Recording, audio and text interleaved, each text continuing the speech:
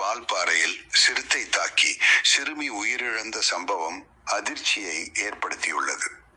இது குறித்து திமுக அமைச்சர் ராஜகண்ணப்பன் அளித்த பதில் தற்போது சர்ச்சையை கிளப்பியுள்ளது. இது தொடர்பான வீடியோ வைரலாகி உள்ளது. கோவை மாவட்டத்தில் வால்பாறை உள்ளிட்ட பகுதிகள் மலைப்பகுதியை ஒட்டி அமைந்துள்ளன. இதனால் அவ்வப்போது சிறுத்தை, காட்டு யானை உள்ளிட்டவை ஊருக்குள் புகுந்து அட்டகாசம் செய்கின்றன. இதனை கருத்தில் கொண்டு தமிழ்நாடு அரசும் வனத்துறையும் பல்வேறு நடவடிக்கைகள் எடுத்து வனவிலங்குகள் நடமாட்டத்தை கண்காணித்து தடுத்து வருகிறது. எனினும் அதையும் மீறி சில நேரங்களில் வனவிலங்குகள் ஊருக்குள் புகுந்து அட்டகாசம் செய்கின்றன. திமுக அமைச்சர் ராஜகண்ணப்பன் சர்ச்சை வீடியோ வைரல். கோவை சிறுமி உயிரிழப்பு சம்பவத்தில் என்ன சொன்னார்?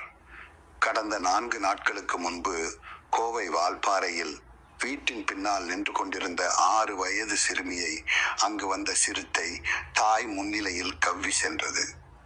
இந்த தாக்குதலில் உயிரிழந்த சிறுமியின் உடலை வனப்பகுதிக்குள் மீட்கப்பட்டது. இந்த துயர சம்பவத்தை தொடர்ந்து சிறுத்தையை வனத்துறை பிடித்தனர். இந்த நிலையில் சிறுத்தை தாக்கி உயிரிழந்த சம்பவம் சோகத்தை ஏற்படுத்தியுள்ள நிலையில் அது குறித்து நிருபர்கள் கேட்ட கேள்விக்கு அமைச்சர் ராஜகண்ணப்பன் உதாசீனமாக பதில் கூறியது பரபரப்பை ஏற்படுத்தியுள்ளது. கோயம்புத்தூர் மாவட்டம் பொள்ளாச்சி அருகே உள்ள வால்பாறை பச்சைமலை எஸ்டேட் பகுதியில் ஜார்க்கண்ட் மாநிலத்தை சேர்ந்த மனோன் முண்டா மோனிகா தேவி